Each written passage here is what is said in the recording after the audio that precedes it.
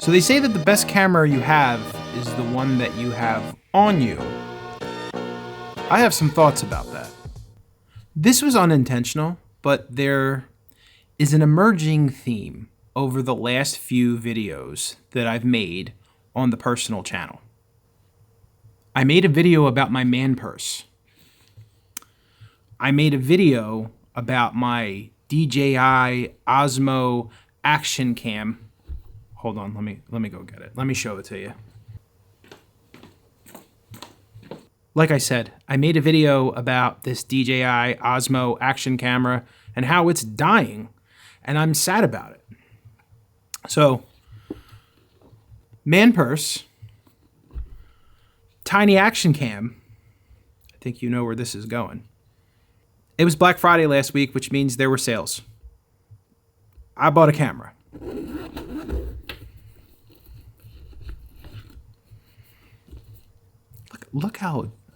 Look how adorable this thing is. It's so teeny tiny. This is the Sony ZV-1. This came out in 2019. A lot of people who vlog, they really like this camera.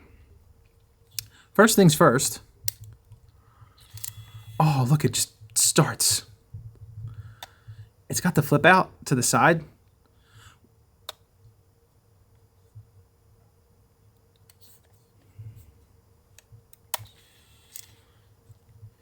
Someone said on the internet, I don't know if this is true or not, that this was the first Sony cam that actually flipped out to the side. All of the more expensive cameras have been doing it. This camera, and there are a bazillion reviews on the internet about this camera because, again, there are a ton of vloggers. I was going to use a curse. There are a ton of vloggers that use this camera. This thing's got a built-in lens, and it goes from 24 millimeters to 70. So it's got a built-in zoom rocker. It starts at 1.8, and then it'll go out. The minute you go from 24, this will go to 2.8. So, but it's still good at 2.8 from 24 to 70 range. It has a really nice built-in microphone, but it also has a hot shoe port that you could plug in additional microphones. It's got a hot shoe port and it's got a microphone input jack on this side over here. This thing's so tiny.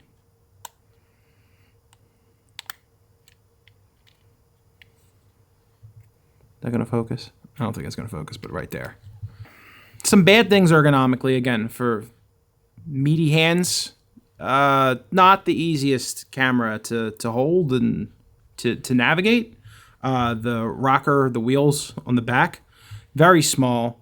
Really lacking custom buttons, and the buttons that it does have are pretty small, except for the record button, which is actually surprisingly delightfully nice. Overall, this camera is small, and that's what I like about it, because if you go back and look at my man purse video, I said, don't try to put a camera into this man purse. There's no way that a camera is going to fit. But this will fit. I mean, it's really not astronomically bigger than this, especially when it's in the case. It's got a beefy case. So if you're looking, actually,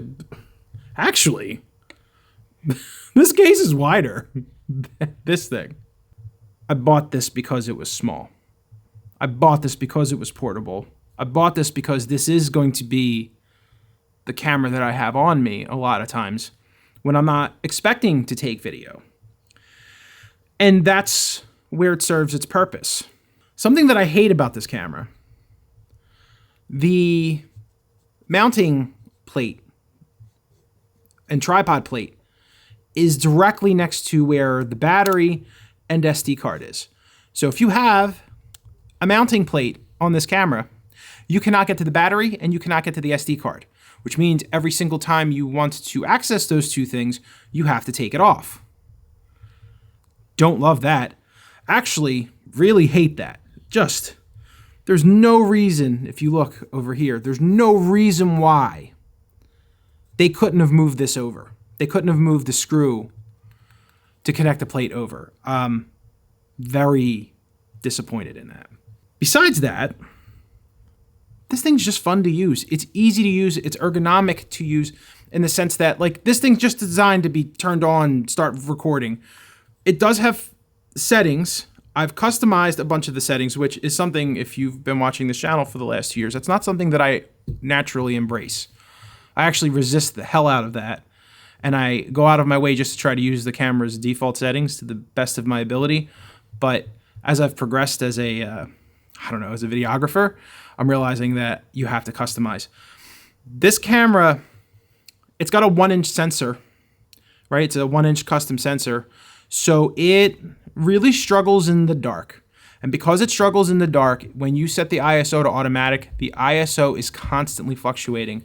So it probably isn't the worst idea to manually set the ISO and to manually set the aperture, because the aperture is constantly fluctuating too. So if you want to try to get that nice bokeh, it's going to wildly fluctuate from like 1.8 to 2.8 to maybe even 4. So you want to kind of lock that in, especially at the 24 frames if you're doing a wider range. And I'm going to get into the wide angle conversation in a second. But it does wildly fluctuate from an ISO perspective. So that's something you definitely want to control. One of the last things that I try to control manually is the ISO. I figure I try to let the camera do its thing. So right now my Sony a7 IV is at 160 ISO, which is pretty good. If it's under 800, it's pretty good, but especially with these cameras. But this thing, when this thing moves, it gets grainy pretty quick. I mean, this thing, I'm going to show video footage as I'm talking, like it'll probably be on right now. I took this to my favorite Thai restaurant and I was just fooling around because it's kind of dark in there. They don't like to turn the lights on in there. And this thing was fluctuating. So like, I mean, it was maxing out. I think I had a 2400 ISO and I think I tried to get it locked in at like 1000 just to see what it would do. And it was pretty dark. So this camera does not do well in the dark. For my personal use, that's in line with what the camera that was going to be in this bag's wheelhouse, right? Because I was going to replace this action cam with another action cam, whether it was something in the DJI family or another GoPro. I was going to put something like that in the bag to have with me, and they all are terrible with dark settings. That action cams want to be out in the daylight. This thing does much better out in the daylight. And again, just because of when you have small and a small sensor, that's where the performance is going to drop off. Where this thing is better than like a action cam, an Osmo, or a GoPro is the microphone settings. The microphone that's naturally built into this thing is quite good. I'll cut right now to some video footage in the Thai restaurant where it defaults to the built-in mic. When I'm home, it's usually like...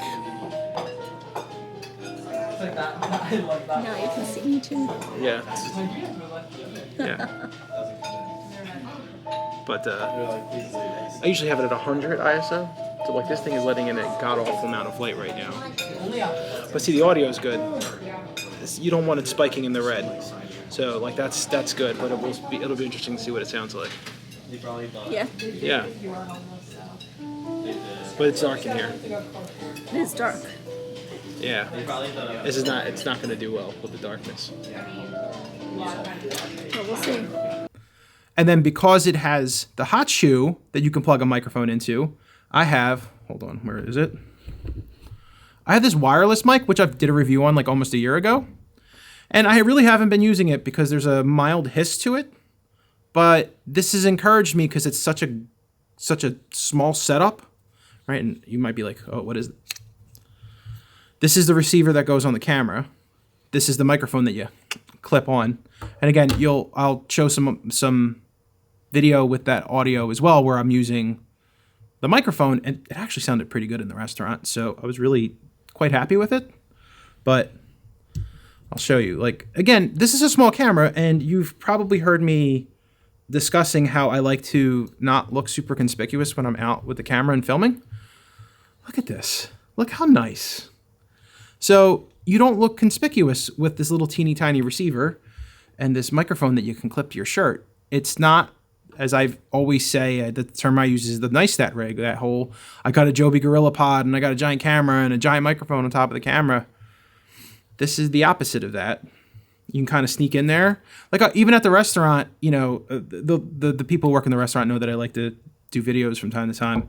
But they even were like, oh, like I didn't even know that you had a camera at the table. Kind of nice. Nope, I wasn't recording any of that. Now you can't be done because you gotta test it. Oh, gotta start all over. Right. What are these right here? Those are chive pancakes. They're good. Okay. Yeah. We'll try. Now you missed all your footage of Rob perusing a menu, though. I know. Kinda Now, right. disappointing. I'm sorry, can we get a menu back, please? Right, we're gonna need Rob to, because you were so studious about it too. You were he like, was. really. This thing is built for vlogging in mind.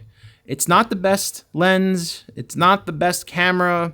It's not the best performance, but it's got a bunch of things in there that make it pretty nice to use on a regular basis and just take out. One thing that a lot of people who vlog, and when I say vlog, it's basically someone who's going to take a camera and point it at themselves. This camera at 24 millimeters, it's a little punched in for vlogging. 24, you can, it's arm's length. And at arm's length, and again, I'll show that too, because I think I flipped it over, and if I didn't, I will do it after the fact. 24, you have to keep your arm out. The nice thing is this camera is under a half a pound. So even if you have it on a tripod or a handheld grip, it's pretty light and it's not uncomfortable to keep your arm extended. But you have to keep your arm extended if you're doing that walking, self-vlogging shot at 24 millimeters. All right, I'm doing all this. Is this steady? Is this steady? Oh, look, let me see. Oh, see if I do this. Backlit. But if I do this, handsome. So this is as wide as it gets. And this is me comfortably holding the camera. It's a lot of my face, really. So that's a bit of a drawback. There are some third-party attachments that you can add, and actually they're getting pretty good because you used to have to glue it on, and like who the hell wanted to do that? But now there's like a clamp system, and I think it can get you something closer to like a 14 millimeter. I'll link that below. Like I said, there's a new one that just came out around Black Friday that I heard is pretty good. So, but even at 24, you know, if you're using it on a tabletop, you can put it down. You have the wireless mic, which is kind of nice if you have the wireless mic. You can get a little bit of distance from the camera and still have good audio. But again, I have to say that these microphones are surprisingly good. The microphones that come with this. And it comes with a little wind guard, or, you know, I like to call it a merkin. It comes with a merkin. So if you're just out and you don't want to attach a different microphone to it, you have a pretty decent option built in. So like I said, what this thing does just directly out of the box is pretty solid, especially if you're just getting started with messing with camera or vlogging. This camera does record in 4K, 30 frames and 24 frames per second. If you want to do 60 or 120, it drops to 1080p. So I've been playing around a little bit with the slow motion, but not too much just yet. But again, that's part of the reason why I like to have this camera with me. And it's another thing, there are 3 manual settings or manual control settings. So I have it set to 4K, 30 frames per second in setting 1. I have it set to 1080p, 60 frames per second. And then I have it set to 1080p, 120. There's a button on here that creates a bokeh effect, which will blur everything in the background and just keep focus on your subject. Every time that I've used it, it's completely messed up my shot. It's completely dropped the ISO, which I think it does that to create that bokeh effect, but it just makes everything dark and it doesn't shut off when you hit the button again. So it's a little buggy. I don't like it. You can get the same effect with manual settings, which again, I'm not Mr. Advocate for manual settings, but you're better off with the manual settings. This thing's not so good. The button, I'm not a big fan. But what it also has is like product focus feature. So like I bet you. So with this Sony A7 IV, if I do this right, it's not focusing. It's focusing on my face. I have to like. Now it'll focus probably, right? There's a button that sets it so it'll automatically switch to this, and it would focus on this immediately, which is nice.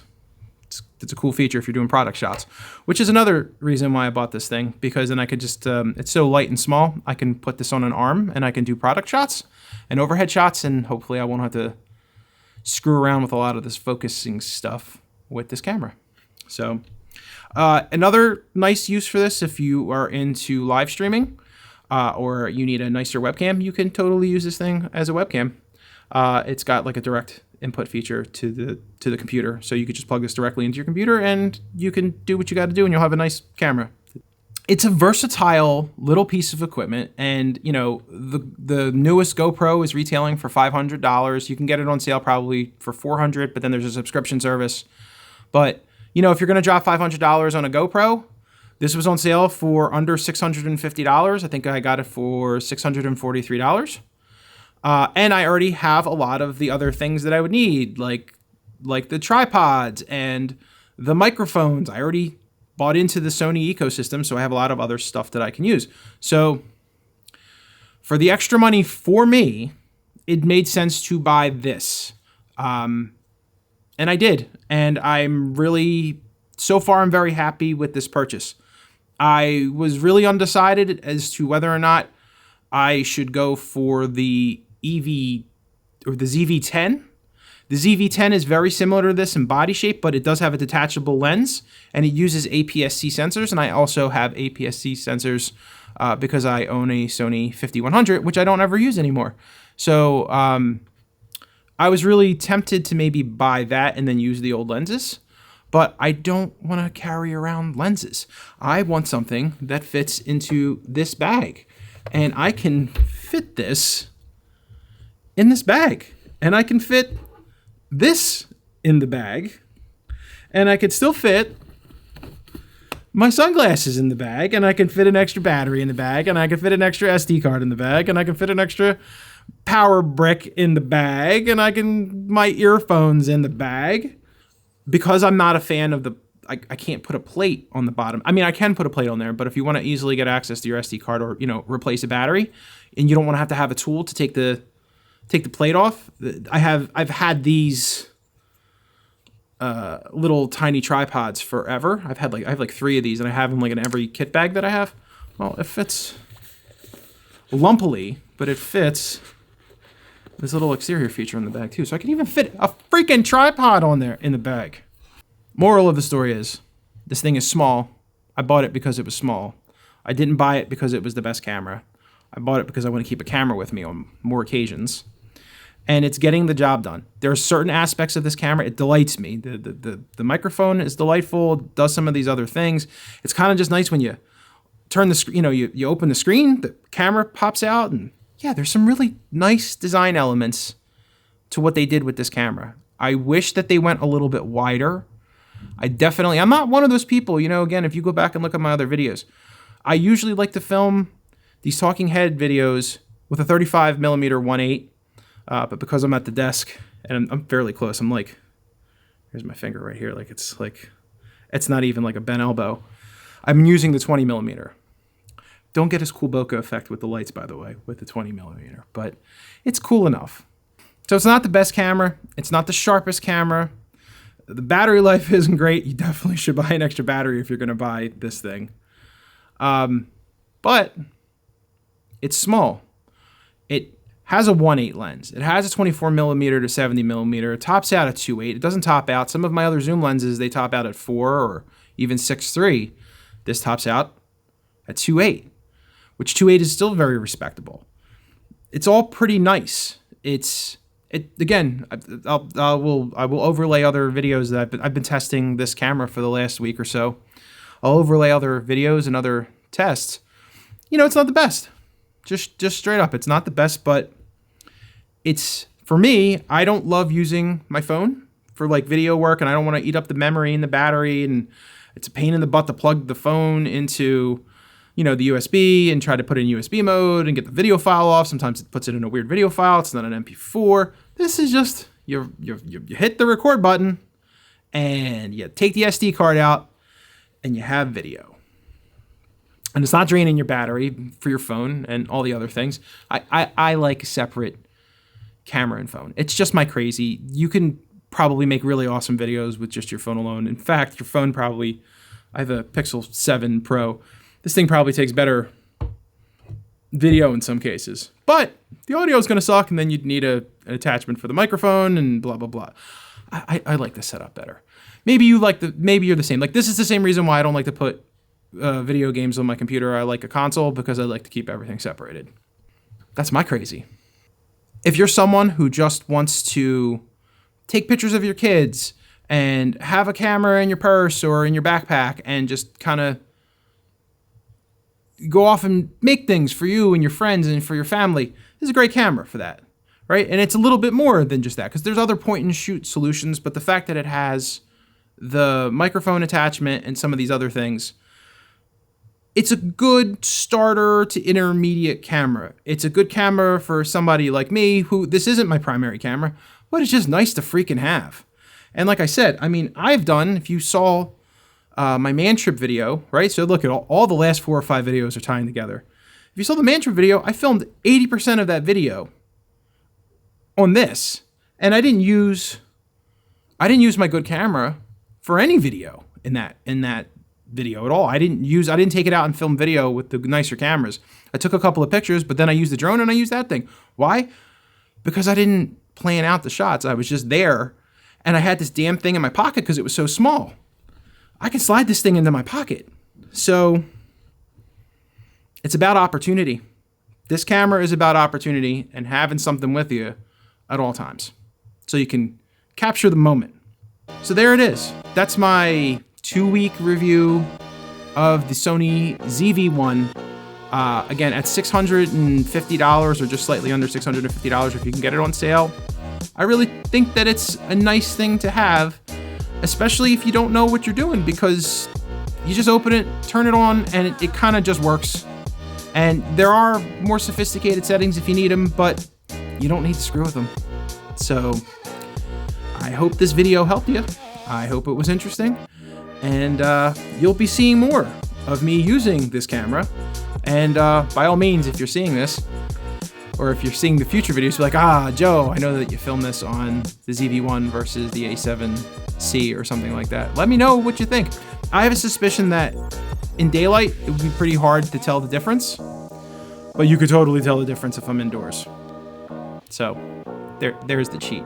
But outside, I think that this it might be hard to tell. Yeah, especially on YouTube, right? If everything's compressed, because I compress everything down to 1080 on YouTube. So it might be hard to tell. We'll see. Thank you for watching. I hope this was helpful, and whatever camera that you're thinking about buying, I hope you have a good experience with it. Take care.